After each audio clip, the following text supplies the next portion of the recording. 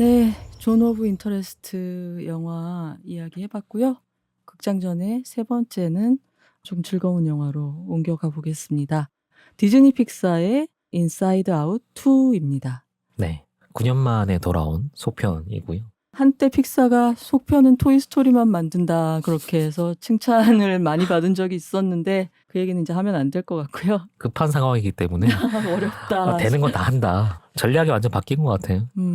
퓨리오사가 미국에서도 흥행이 잘 안 됐을 때 네. 앞으로 극장 영화의 운명을 보려면 다음 큰 타자인 인사이드 아웃 2까지 좀 봐야 될 것 같다 이렇게 얘기를 했는데, 사실 제일 큰 극장 영화 부진의 이유로 꼽히는 게 극장에서 영화가 내린 다음에 홀드백 기간이 짧아진 게 제일 문제로 여겨지고, 짧아진 이유는 사실 팬데믹이 컸던 네, 거고 네, 극장에 네. 아예 못 갔던 시기에 디즈니 플러스 같은 곳에서 괜찮은 영화들을 그냥 네, 네. 가족용으로 풀기도 했는데 사람들이 그게 익숙해져 네, 버린 네, 거죠. 네. 아이들은 애니메이션은 반복해서 보는 그런 성향이 크고 극장 요금이 많이 오르기도 네, 했고, 네. 그러니까 인사이드 아웃 2를 네. 과연 극장에 아이들을 데려가서 볼 것인가, 아니면 좀 참아라. 네, 네, 네, 네. 아들아, 딸아, 참아라. 그러고서 치킨과 피자를 시켜서 집에서 70인치 TV로 보자고 네, 할 네, 것인가. 네. 요거를 요번 흥행 결과를 봐야지 보고, 리트머스지처럼 네, 네, 네. 알 수 있겠다. 디즈니 플러스가 디즈니 입장에서는 네. 디즈니 월드 같은 거거든요. 네. 지을 땐 돈이 많이 들었지만 굴러가잖아요. 네. 똑같을 거라고 생각한 거죠. 온라인 플랫폼도 큰 투자를 해서 자리만 잡으면 디즈니 월드처럼 계속 사람들이 유입되고 굴러갈 거라고 생각했는데 근본적으로 다르다라는 걸 지금 깨닫고 있는 것 같고. 제살 파먹기처럼 실제로 관객을 뺏어갔다기보다 보기 힘들게 만들었달까? 그렇죠. 아랫돌 빼서 윗돌을 갠 거죠. 이쪽이 파일을 훨씬 늘리는 쪽으로. 네. 극장 거를 갖고 오기도 하고 시리즈에 더 집중하기도 하고, 잘 안 될 때는 과감하게 극장 쪽에 파일을 빼오기도 한 거야. 문제는 아랫돌을 빼보니 근간이 흔들리더라 지금. 극장 산업이라고 하는, 오프라인이라고 하는 근간이 다 흔들리니까 이거 아니다라고 해서 지금 아예 선을 긋고 가고 있는 중이고, 극장용은 시리즈화 절대 하지 않는다라든지. 아, 그래요? 시기나 방식은 고민하고 있는데 아예 천명을 했어요. 극장과 디즈니 플러스에서 줄 수 있는 체험 자체를 구분을 하자. 그래서 지금 선회하고 있는 중이고, 네. 분기점이 될 수 있는 작품이 이제 인사이드 아웃 2가 아닐까 싶습니다. 자, 인사이드 아웃 2 주인공을 인간인 라일리로 봐야 할지, 라일리의 각각의 감정을 맡고 있는 의인화된 감정들로 봐야 할지에 따라서 다르긴 하겠지만 인간은 같고요. 라일리의 감정을 컨트롤하는 감정이들은 추가가 되죠. 그렇죠. 네. 사람이 점점 자라면서 감정이 복잡해지고 모호해지잖아요. 필요로 하는 것도 달라지고. 네. 그래서 그것들을 충원. 그러니까 1편에서는 복잡해지는 감정을 감정 듣기 색깔을 섞는 걸로 표현했잖아요. 이번에 아예 그냥 독립된 감정 캐릭터들이 나온다라고 해서 13살 질풍노도의 시기가 되면 감정 컨트롤 박스 확장 공사가 들어간다라고 너무 하면서. 웃긴 게 1편 마지막에 사춘기 버튼이 살짝 보였어요.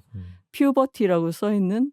근데 이번에 완전히 사이렌이 울리면서 그게 막 돌아가기 시작하니까 갑자기 그 노란 철모를 쓴 아저씨들이 들이닥칩니다. 철거일이다! 그러면서 본부 확장 공사를 한다고. 지금 여기 훨씬 많은 감정이 들어와야 되니까. 그러면서 새로 전입한 친구들이 누구냐. 앵자이어티, 불안. 그리고 엔비, 불업이. 그다음에 사춘기 때 쪽팔림을 자주 느끼잖아요. embarrassment, 네, 당황. 네. 그다음에 얘만 프랑스어 억양으로 영어를 하는데 앙리, 따분이. 쿨한 척, 괜찮은 척하는 쪽의 감정에 가까운. 맞아요. 앙리의 성격은 지루해하고 권태를 느낀다기보다 그런 척하는 버튼으로 작동을 하고 있습니다. 그리고 가장 따뜻한 색 블루의 여주인공 아델 엑사코플러스가 더빙을 했습니다. 이 모두의 주인인 라일리는 지난번에 11살, 그리고 영화는 9년 만에 나왔지만 그러면 20살이잖아요. 그래서 아니에요. 사춘기 시작이 14살로 정해졌고, 지난번에 큰 계기가 이사였죠. 먼 주로 이사를 해서 적응할 수 없어서 힘들어하는 거. 그리고 예전에 친구들 그리워하는 거였는데 이번엔 사실 친구가 되게 커요. 네. 10대 때 친구가 제일 중요하죠. 그리고 그래서 영화에서도 보면 친구 섬이 엄청 커져 있잖아요. 친구 섬이 가족 엄청 섬 커져 혼자 있고, 자가 있고. 가족 섬은 거의 환경 캠페인에 나오는 북극곰이 올라서 있는 빙하만큼 조그매져 있어요. 그래서 약간 슬프기도 했는데 보면서 라일리가 중학교에서 고등학교로 올라갑니다. 단짝 삼총사가 있는데 그중에 두 친구는 같은 학교를 가고 라일리는 다른 학교를 가게 되는 거예요. 근데 이 세 친구가 다 중학교 때 하키팀 선수로 활동을 했는데 라일리가 또 굉장히 잘해요, 이거를. 네. 그래서 경기를 본 이 코치님이 캠프, 특훈 이런 거 하잖아요. 그런 식으로 나흘간 고등학교 명문팀 언니들하고 같이 훈련을 하는데 "너희들도 오지 않으련?" 하고 초대를 해서 가는 길에 비로소 라일리가 고등학교는 이 친구들하고 네. 떨어진다는 걸 알게 되면서 앵자이어티가 확 올라오게 되는 거죠, 불안이. 음. 친구가 없어진다는 불안. 그다음에 멋진 언니들이 있잖아요. 네, 쿨한 네. 언니들이 있는데 '내가 부족하지는 않을까? 음. 멋있는 모습을 보여야 돼.'라는 초조함. 요거 두 가지가 네. 가장 큰 스트레스로 작용하게 됩니다. 한편 이 감정의 헤드쿼터에서는 불안이는 엄청 초조해하고 빨리 성취하려고 하고 원래 있던 선임들이라고 해야겠죠? 네네. 반목을 하면서 우리가 잘 아는 기쁨이, 슬픔이, 소심이, 버럭이, 까칠이 이 친구들이 본부 바깥에 먼 곳으로 네. 쫓겨나게 되고 거기 있어도 라일리가 어떤 위기에 처하거나 잘못된 선택을 하려고 하면 다 느낄 수 있잖아요. 이 세계 안에서. 애가 오밤중인데 안 자고 있다거나 그런 거는 갑자기 왜 깼어? 왜 이러면. 깼지? 막 이러면서 그리고 계속 잠을 못 자니까 막 이런저런 불안들이 강물에 이렇게 떠내려옵니다. 그랬을 때 "안 돼. 라일리를 저들의 손에만 맡겨둘 수 없어." 하면서 필사적으로 돌아오려고 하는데 여기서도 좀 재밌는 게 이기생들이 들이닥치기 전에 조장격인 기쁨이가 좀 망신스러웠거나 내가 뭐 잘못했던 기억 같은 거는 그 구슬에 넣잖아요. 넣어 가지고 멀리 폐기를 제가 했어요. 기억의 저편이라는 곳으로 기억의 이제 저편으로 날려보냈는데 나중에 이들이 쫓겨나고 나서는 본부로 돌아올 수 있는 어떤 물결이 돼 줍니다, 그런 부정적인 기억들이.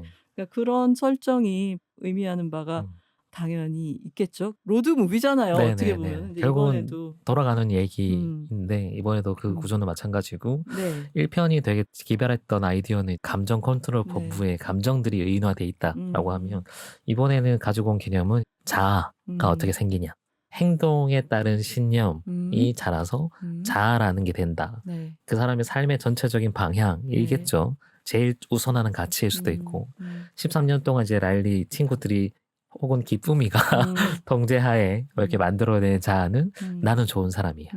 주변을 챙기고 친구들 위하고 하는 거였는데 근데 불안이가 딱 오자마자 이 자아는 지금 청소년이 된 라일리에게는 방해야 라고 해서 그 자아를 기억의 저편으로 날려버리고 새로운 자아를 만들려고 하는 건 거죠. 좀 더 경쟁적인 자아로. 1편도 좀 그랬지만 훨씬 더 도드라진 부분 중에 하나가 네. 기쁨, 슬픔이라는 감정들이 실제로 그 감정만 수행하진 않잖아요. 네. 사실 훨씬 더 좀 복잡한 형태인데 불안도 그냥 우리가 불안해랑은 좀 달라요.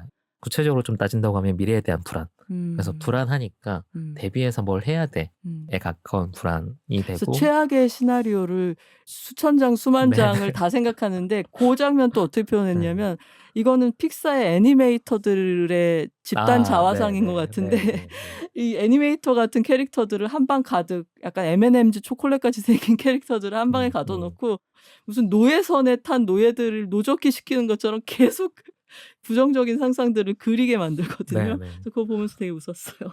미래의 시나리오를 대비해야 되니까 그걸 이제 그렇게 표현했고 이번에도 그렇게 좀 재밌게 표현한 우리가 공감할 수 있는 실제 삶에서 저렇지라고 하는 부분들이 맞아요. 상상력으로 재밌게 표현된 부분 되게 많아요. 네.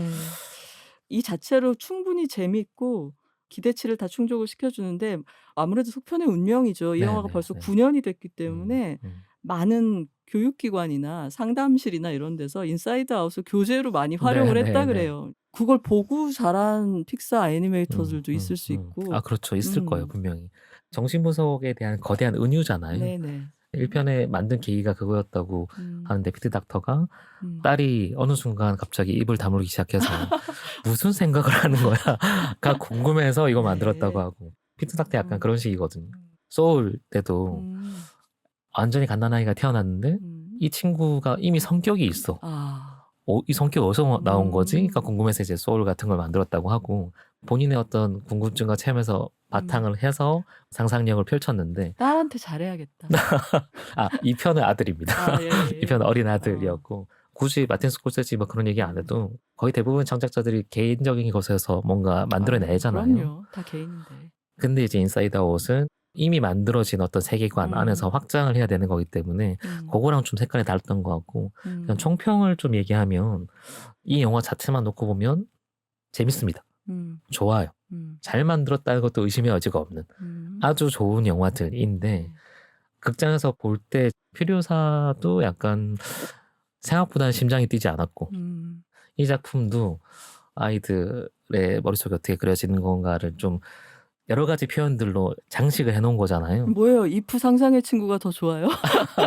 지난달에 소개하신. 마음이 좀 더 흔들린 쪽은 그쪽이었어요. 근데 솔직히 완성도는 이쪽이 훨씬 더 높죠. 보편적인 메시지를 재밌게 잘 전달하는 거는 이게 훨씬 더 월등하게 잘 만든 작품이에요. 이 작품 보면서도 감동하고 눈물 흘리고 하는 분도 저는 많을 거라고 생각합니다. 저도 울었어요. 네, 잘 만든 작품이에요. 내면의 목소리가 서로 막 너는 이기적이야, 나는 좋은 사람이야 막 이런 게 겹쳐질 때 눈물이 났는데 제 옆에 초등학생 남학생이 넷이 앉아 있었거든요. 팝콘을 열심히 먹으면서. 근데 제가 그 친구들보다 더 크게 웃고 막 울고 막 이러니까 자기들끼리 얘기하는데 저한테 들렸어요.